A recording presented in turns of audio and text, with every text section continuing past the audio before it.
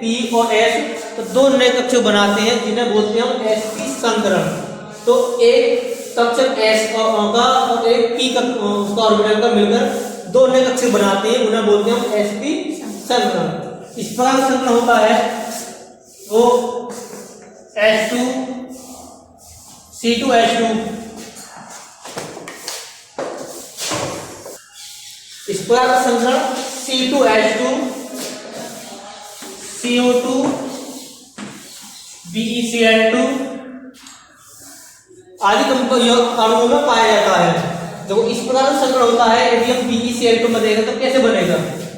B का परमाणु क्रमांक कितना होता है? B का 4, इसका इलेक्ट्रॉन विन्यास करोगे 2,2, तो इसको Sp में तोड़ोगे तो 1s2 2s2। अब इनको यहाँ पर स्थिति द्वारा दिखाएंगे। ये होगा 1s में कितने इलेक्ट्रॉन है यहाँ पर?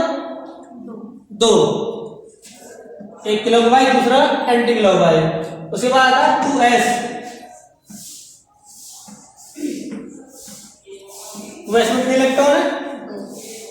2 इलेक्ट्रॉन s में है, फर्स्ट s में, 2 ही 2s में है। उसके बाद एक संकरण बनता है sp, तो उसमें एक रिक्त कक्षक और लेना है। वो क्यों लेना है? s कंप्लीट है, दोनों ही s कंप्लीट है। जब इनका हाइब्रिडाइजेशन होगा, संकरण होगा, तो इलेक्ट्रॉन ट्रांसफर होगा दूसरे उपकोष में, तो इसलिए हमें p उपकोष भी लेना पड़ेगा,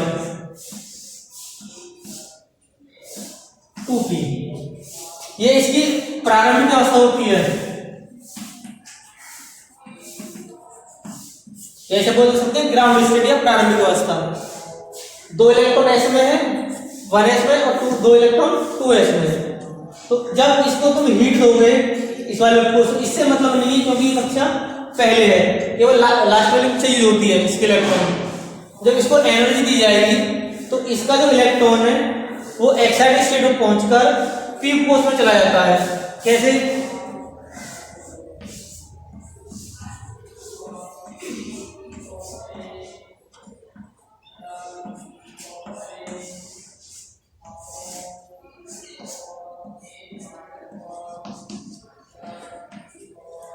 ये तो अंदर वाली कक्षा हो गई, संकरण जो होगा केवल लास्ट वाली कक्षा का होता है। तो इसका एक इलेक्ट्रॉन निकलकर यहाँ p उपकोष में चला जाता है। ये कब जाता है? जब इसको हीट दी जाती है, मतलब इसको गर्म किया जाता है, तो एक्साइटेड स्टेट में पहुंच जाता है। पहुंचने के बाद इस इलेक्ट्रॉन को रिलीज कर देता है। रिलीज करने का मतलब है अपने उपकोष से निकालकर दूसरे उपकोष में डाल देता है। ये होता है इसका फर्स्ट एक्साइटेड स्टेट बोलते हैं इसे, या फर्स्ट उत्तेजित अवस्था।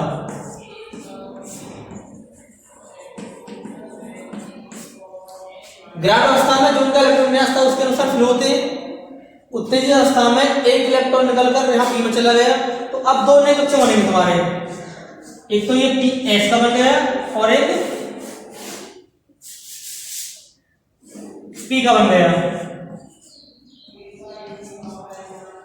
ये 2 कक्षक होते हैं, इनको हम डॉट डॉट द्वारा दिखाते हैं।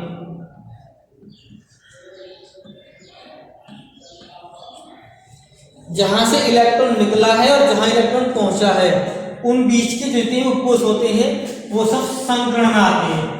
इन्हें बोलते हैं हम sp संकृत कक्षक होता है। ऐसे दोबारा समझ लो, जहां से इलेक्ट्रॉन निकला है और जहां इलेक्ट्रॉन गया है, उन दोनों के बीच जो भी कक्षक होते हैं वही संकृत कक्षक होते हैं, उनके बीच ही संकरण होता है।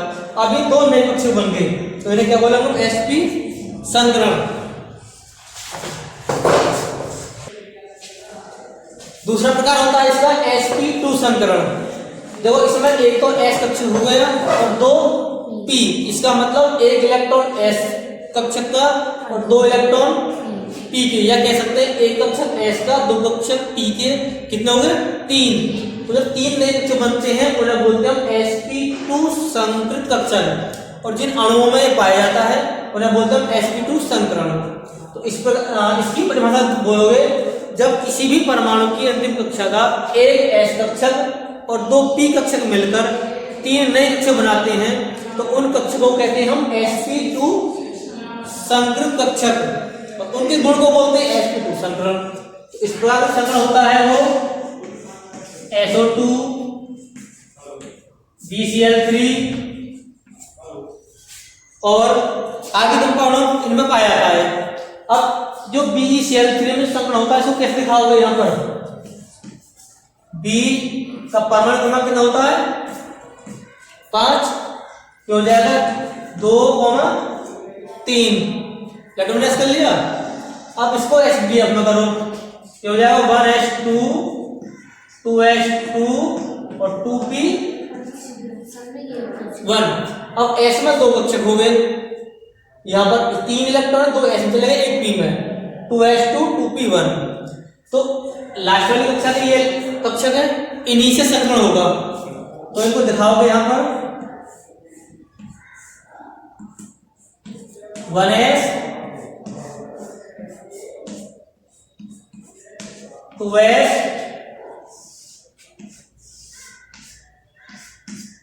2p। जो इलेक्ट्रॉन ने किया उसको हमने इनपुट शो कर दिया कक्षकों में। S में 2 इलेक्ट्रॉन है फर्स्ट S में, और 2s में 2 इलेक्ट्रॉन, 2p में 1 इलेक्ट्रॉन भर दिया। यह होगी इसकी प्रारंभिक अवस्था, इसे बोलते हैं ग्राउंड स्टेट, जो कॉमन अवस्था होती है। अब जब इसको तुम हीट दोगे, तो मैंने पहले बताया था हीट देने पर जो इलेक्ट्रॉन है इससे मतलब नहीं है, क्योंकि ये पहले वाली कक्षा हो गई, केवल जो संकरण होगा वो इनके बीच में होगा। तो यहाँ जब हीट दी जाएगी तो इसमें 2 इलेक्ट्रॉन है, तो इसका 1 इलेक्ट्रॉन जो एक्साइटेड स्टेट में पहुंच जाएगा, मतलब उसकी ऊर्जा बढ़ जाएगी, तो यहाँ से वो रिलीज होकर यहाँ इलेक्ट्रॉन पहुंच जाएगा। कैसे दिखाओगे इसे? उसे बोलते हैं उत्तेजित अवस्था, उत्तेजित अवस्था या एक्साइटेड स्टेट। तो ये होगा फर्स्ट S, ये सब रहेगा। उसके बाद में आ गया 2s, यहां से इलेक्ट्रॉन रिलीज करना, तो यहां से इलेक्ट्रॉन निकालना, कहां पहुंचाएगा? एक इलेक्ट्रॉन इसमें पहले से था, अब ये इलेक्ट्रॉन निकलकर वो यहां पहुंच जाएगा। ठीक है, तो अब एक तो ये हो गया कक्षक, 2 ये हो गए, कितने कक्षक हो गए? 3। यही कक्षक बनेंगे, एक वाले जो कक्षक है संकरण इन्हीं के बीच में बनेगा। इनको हम दिखा सकते हैं यहां से।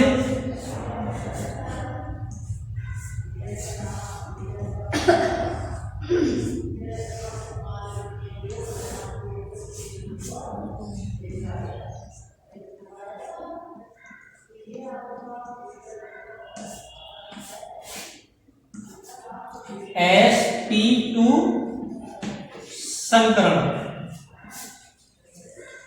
ये डॉट से इसलिए दिखाई जाते हैं कि पता पड़ जाए कि कक्षक पूरा हो गया। पूरा कब होता है? तो उसमें 2 इलेक्ट्रॉन होते हैं, तो इसमें 2 इलेक्ट्रॉन है नहीं, केवल दिखाया जाता है कि ये नए कक्षक बने हैं, बनेंगे तब उसमें इलेक्ट्रॉन होंगे।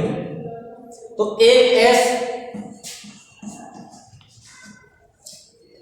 कक्षक हो गया और एक P हो गया, एक P हो गया, क्या P हो गया? 2P और एक S, तो क्या बन गया? sp2 संकरण। समझ आ गया?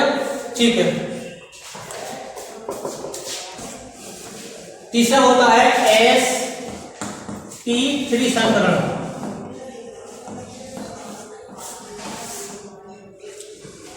देखो इसमें एक तो S कक्षक हो जाएगा और 3 P कक्षक, कितने कक्षक हो जाएंगे टोटल? 4, 3 P और एक S।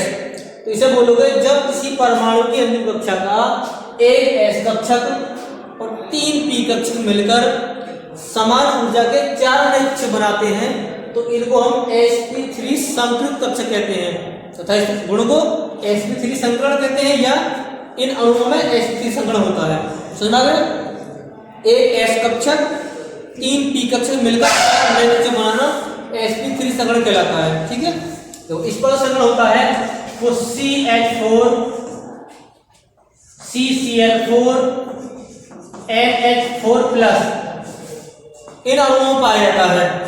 तो इसको कैसे शो करोगे? सपोज करो हमें करना CH4 में, तो CH4 में करोगे तो कार्बन का परमाणु क्रमांक कितना होता है? 6। इसका इलेक्ट्रॉन हो जाएगा 2,4। SBF में करोगे तो हो जाएगा 1s2 2s2 2p2, 1s में आगे इसके 4 इलेक्ट्रॉन है, तो 2 तो आगे 2s में, 2 बचे 2 आगे 2p में। इनको दिखाना हमें प्रोसेस वही सेम रहेगा पहले वालों की तरह ही, बस इलेक्ट्रॉन में ट्रांसफर चेंज हो जाएगा। इसमें कितने इलेक्ट्रॉन है? 2, ये हो गया 1s 2s 2p। तो यहां पर है ये प्रारंभिक अवस्था में, ठीक है। तो समझ में आ गया हो कि दो पहले कर लेते हैं। प्रारंभिक अवस्था में कोई चीज नहीं होती है, जब इसकी एक्साइटेशन आती है या इसे हीट दी जाती है तो इसका इसमें से इलेक्ट्रॉन प्रारंभिक अवस्था में जो इलेक्ट्रॉन विन्यास होगा उसी प्रकार को फिल कर देते हैं, ठीक है। उसके बाद जब आती है इसकी एक्साइटेड स्टेट तो क्या होता है, ये वाला इलेक्ट्रॉन है जो उसको हीट दी जाएगी मेथेन को, तो इसका 2s जो इलेक्ट्रॉन है तो ये इलेक्ट्रॉन ऐसे रिलीज होता है, वो इलेक्ट्रॉन निकल कहां चला जाता है, p में। तो ये आएगी कौन से बोलते हैं उसे, उत्तेजित अवस्था।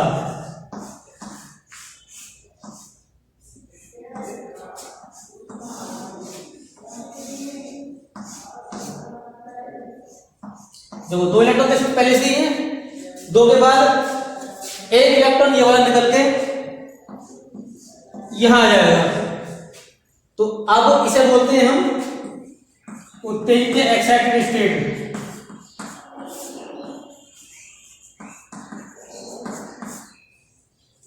ये 1s हो गया, 2s और ये 2p। तो अब देखो इलेक्ट्रॉन यहां से निकल गया था, यहां पहुंचा है, इसके बीच में जितने भी कक्षक आते हैं वो सब संकृत कक्षक आते हैं, या ये कह सकते हैं वो संग्रह बनाते हैं। तो कौन से बनाएंगे यहां से, एक तो हो गया s, एक नए कक्षक बन गए s, और p के कितने बने, 3।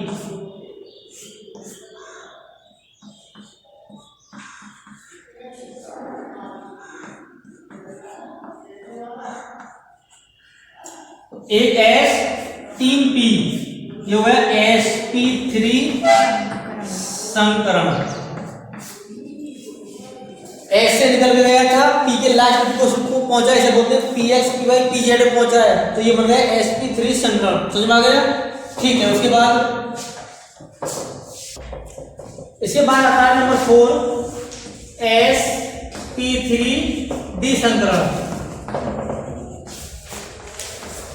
तो अब सर पता होगा आप भी निकाल सकते हो कि जब एक S कक्षक 3 P कक्षक और एक D कक्षक कितने हुए, 1 और 3 4 और 5, जब 5 अनेक कक्षक बनते हैं तो उन्हें बोलते हैं sp3d संकरण।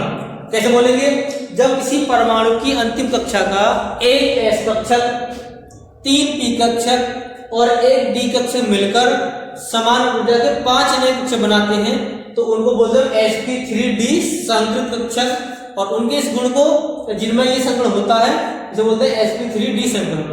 तो इस प्रकार के संकरण को हम PCl5 में दिखाते हैं कैसे होगा। देखो P का परमाणु क्रमांक होता है 15, 2 8 5। इसका sp3 आप करोगे 1s2 2s2 2p6 3s2 3p 3 1s2 2s2 2p6, इसके 2 इलेक्ट्रॉन s में चलेंगे, 6 इलेक्ट्रॉन p में चलेंगे। उसके बाद 5 इलेक्ट्रॉन है 2 s में चलेंगे और 3 p में चलेंगे। तो इनको दिखाना हमें, देखो लास्ट वाली सही है तो यहां से दिखाओगे 3s, इससे मतलब नहीं हमारा, इनसे कोई मतलब नहीं। 3s में कितने इलेक्ट्रॉन है, 2, 3p में कितने इलेक्ट्रॉन है,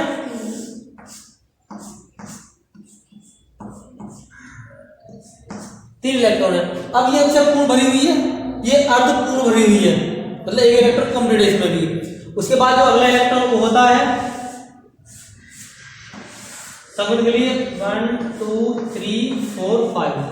ध्यान रखना S में एक कक्षक होता है ऑर्बिटल, P में 3 होते हैं और D में 5, 1 2 3 4 5। तो ये होगी इसकी प्रारंभिक अवस्था, ठीक है। जब इसको हीट दी जाएगी तो इसका जो S का इलेक्ट्रॉन है वो निकलकर D कोष में चला जाएगा और ये अपनी ग्राउंड स्टेट से एक्साइटेड स्टेट बोल सकते हो या उत्तेजित अवस्था में पहुंच जाएगा। ऐसे पहुंचेगा, यहां से एक इलेक्ट्रॉन रिलीज हो गया, निकल गया इलेक्ट्रॉन, पी से कोई संक्रमण इलेक्ट्रॉन नहीं जाएगा, ये केवल संक्रमण में काउंट होंगे कक्षक। अब डी में क्या होगा, एक इलेक्ट्रॉन चला जाएगा इसमें, 3d और 3p 3s। तो इलेक्ट्रॉन कहां से निकल गया है, s से, कहां पहुंचा है, d में। तो इसके बीच के जितने भी कक्षक हैं वो सब संयुक्त कक्षक में आते हैं। तो कौन कौन से बनेंगे, जो यहां से बनेगा s, ठीक है। उसके बाद 3 कक्षक बनाने p के,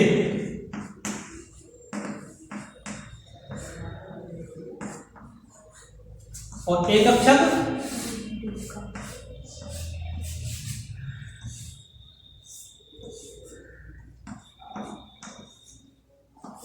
तो यहां से इलेक्ट्रॉन निकल भी गया और कहां पहुंचा है, डी में। तो 1 और 3 4 और 5, एक तो हो गया s, 3 हो गए p और एक हो गया d।